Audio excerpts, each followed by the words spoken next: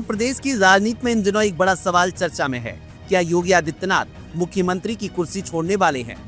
यह सवाल यूं ही नहीं उठा, बल्कि इसकी वजह है पूरे उत्तर प्रदेश में लग रहे नए पोस्टर।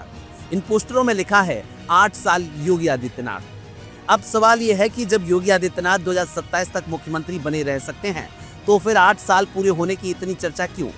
क्या यह किसी बड़े राजनीतिक कदम की ओर इशारा कर रहा है? क्या योगी आदित्यनाथ उत्तर प्रदेश छोड़कर दिल्ली की राजनीति में प्रवेश करने वाले हैं?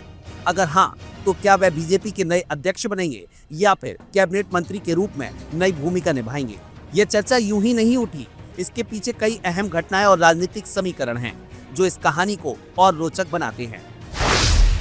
योगी आदित्यनाथ का दिल्ली जाने का प्लान। योगी आदित्यनाथ को हमेशा एक कट्टर हिंदुत्ववादी नेता के रूप में देखा जाता रहा है। उनकी छवि गोरखनाथ मठ के महंत से लेकर उत्तर प्रदेश के सबसे मजबूत मुख्यमंत्री तक की बनी हुई है। लेकिन अब ऐसा लग रहा है कि वह राष्ट्रीय राजनीति में खुद को स्थापित करना चाहते हैं। कुछ राजनीतिक विश्लेषज्ञों का मानना है कि योगी आदित्यनाथ राष्ट्रीय स्वयंसेवक संघ के समर्थन से खुद को 2029 के चुनावों के लिए प्रधानमंत्री उम्मीदवार के रूप में पेश करना चाहते हैं। अगर ये सच है, तो इसका मतलब यह हुआ कि वह मोदी शाह की जोड़ी के खिलाफ खड़े हो सकते हैं। दो ही रास्ते, बीजेपी अध्यक्ष या कैबिनेट मंत्री। अगर योगी आदित्यनाथ उत्तर प्रदेश छोड़ते हैं, तो उनके पास दो ही प्रमुख विकल्प बचते हैं। नंबर 1, बीजेपी के राष्ट्रीय अध्यक्ष बनना। अगर योगी आदित्यनाथ बीजेपी अध्यक्ष बनते हैं, तो यह मोदी शाह के लिए सबसे बड़ा झटका होगा। बीजेपी के राष्ट्रीय अध्यक्ष का पद एक बेहद महत्वपूर्ण भूमिका निभाता है, खासकर 2029 के लोकसभा चुनावों से पहले। अगर योगी अध्यक्ष बनते हैं, तो राष्ट्रीय स्वयंसेवक संघ का पूरा समर्थन उनके पास होगा और वे मोदी शाह के प्रभाव को धीरे धीरे खत्म कर सकते हैं। नंबर 2, कैबिनेट मंत्री बनकर दिल्ली आना। अगर योगी आदित्यनाथ केंद्र में मंत्री बनते हैं, तो ये संकेत होगा कि वे धीरे धीरे राष्ट्रीय राजनीति में अपनी जड़ें मजबूत करना चाहते हैं। उन्हें गृह मंत्री या रक्षा मंत्री जैसे किसी बड़े पद पर बिठाया जा सकता है। लेकिन क्या योगी, जो अभी तक स्वतंत्र रूप से काम करने वाले मुख्यमंत्री रहे हैं, वह मोदी शाह की छत्रछाया में कैबिनेट मंत्री बनना चाहेंगे? मोदी शाह को योगी पर शक क्यों? बीजेपी में अमित शाह और नरेंद्र मोदी की जोड़ी ने पिछले 10 सालों में राजनीति पर पूरी तरह पकड़ बनाई हुई है। लेकिन योगी आदित्यनाथ की बढ़ती लोकप्रियता इस जोड़ी के लिए एक बड़ा खतरा बन सकती है। 2024 के लोकसभा चुनावों में उत्तर प्रदेश में बीजेपी का प्रदर्शन उम्मीद से कमजोर रहा। समाजवादी पार्टी को 37 सीटें मिली, कांग्रेस को भी फायदा हुआ। बीजेपी की सीटें 2019 के मुकाबले काफी कम हो गईं। मोदी और शाह का मानना है कि इसका सबसे बड़ा कारण योगी आदित्यनाथ है। उत्तर प्रदेश में उन्होंने अपने हिसाब से टिकट बांटे, कई केंद्रीय नेताओं की अनदेखी की, अपने गोरखपुर मॉडल को ज्यादा महत्व दिया। अब जब चुनाव खत्म हो चुके हैं, तो बीजेपी हाईकमान को लग रहा है कि योगी का उत्तर प्रदेश में रहना पार्टी के लिए खतरनाक साबित हो सकता है। योगी बनाम मोदी शाह, क्या आरएसएस करेगा दखल? अगर योगी आदित्यनाथ दिल्ली आते हैं, तो इसका सीधा मतलब होगा कि आरएसएस ने मोदी शाह के खिलाफ किसी और विकल्प की तैयारी कर ली है। आरएसएस हमेशा से ही यह मानता रहा है कि मोदी शाह की जोड़ी पार्टी को अपने निजी फायदे के लिए इस्तेमाल कर रही है। अब अगर योगी को दिल्ली लाया जाता है, तो वह मोदी के बाद सबसे बड़ा चेहरा बन जाएंगे।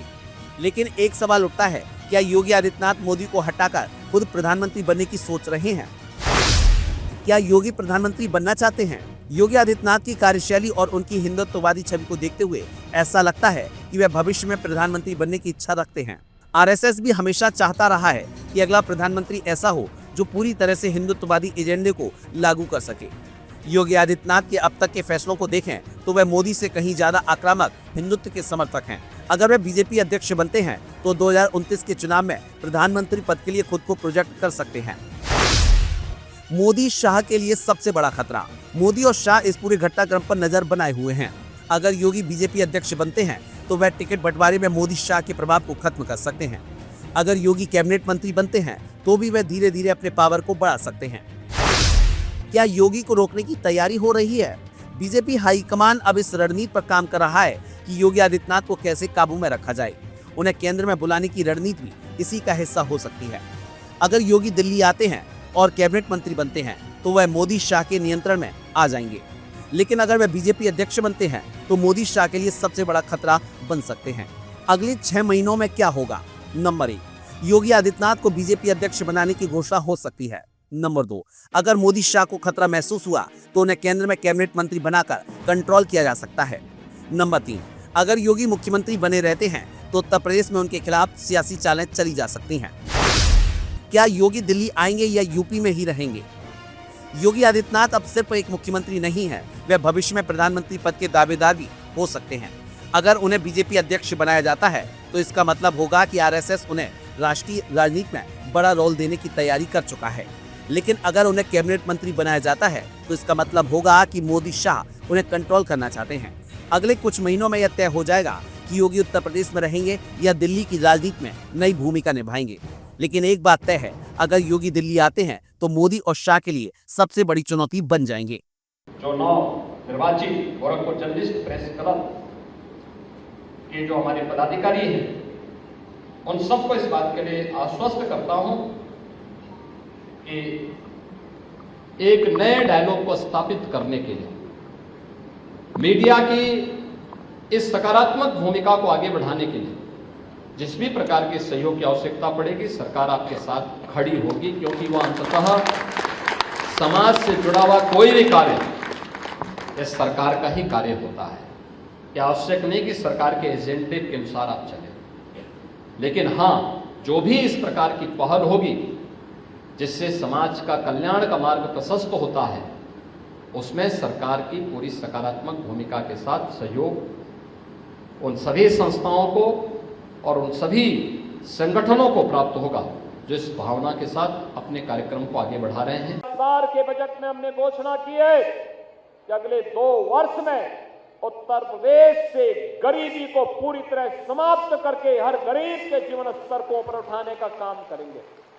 जिसके पास मकान नहीं उसको मकान देंगे, जिसके पास आयुष्मान का कार्ड नहीं उसको आयुष्मान का कार्ड देंगे, जिसको पेंशन नहीं मिलती उसको पेंशन दिलाएंगे, जिसके पास रोजगार नहीं उसको रोजगार उपलब्ध करवाएंगे।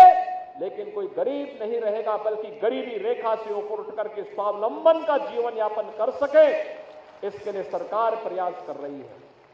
और इसके लिए केंद्र और प्रदेश सरकार आदरणीय प्रधानमंत्री जी के मार्गदर्शन में, उनके नेतृत्व में लगातार कार्य कर रही है। उत्तर प्रदेश तेजी के साथ आगे बढ़ रहा है और जिसको उत्तर प्रदेश के सामर्थ्य को देखना हो, महाकुंभ उसका एक परिणाम है, सफल आयोजन। याद करिए, 66 करोड़ 30 लाख से अधिक श्रद्धालु इस आयोजन में भागीदार बने। लोग अभी भी कौतूहल की दृष्टि से देख रहे हैं कैसे हुआ, लेकिन नहीं, उत्तर प्रदेश इस आयोजन को करने की सामर्थ्य रखता था। हमने सुविधाएं दी, हमारे कर्मचारियों ने वहां कार्य किया। सफाई कर्मचारी अपना काम करते थे, स्वास्थ्य के कर्मचारी अपना काम करते थे, सुरक्षा के कर्मचारी अपना काम करते थे, परिवहन विभाग के लोग अपना कार्य करते थे। हर विभाग का अधिकारी कर्मचारी जब मिलकर के सामूहिक प्रयास किया तो पूरा देश और पूरी दुनिया प्रयागराज के लिए उमड़ पड़ी। कितना भव्य आयोजन हुआ, जो आया अभिभूत होकर के गया, उत्तर प्रदेश के बारे में अच्छी धारणा लेकर के गया। और जब भी किसी राज्य में इस प्रकार के सामूहिक प्रयास होते हैं तो उसके परिणाम भी उसी रूप में देखने को मिलते हैं। और आप हमसे जुड़े रहने के लिए सब्सक्राइब करें YouTube पर, फॉलो करें Twitter पर और लाइक करें Facebook पर। और ज्यादा जानकारी के लिए आपको टाइप करना होगा सिर्फ न्यूज़ नशा।